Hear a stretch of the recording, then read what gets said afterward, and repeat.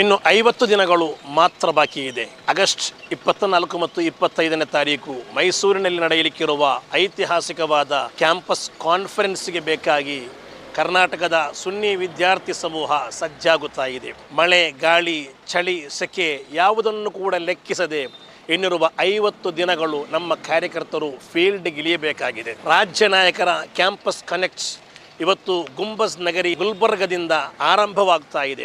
Inamdar medical ಕಾಲೇಜಿನಿಂದ ಹೊರಟಿರುವ ನಾವು 25,000 ವಿದ್ಯಾರ್ಥಿಗಳೊಂದಿಗೆ ಮಾತುಕತೆ ಮಾಡಲಿಕ್ಕೆ ಬೇಕಾಗಿ 30 ಜಿಲ್ಲೆಗಳಿಗೆ ನಾವು ಬರ್ತಾ ಇದ್ದೇವೆ.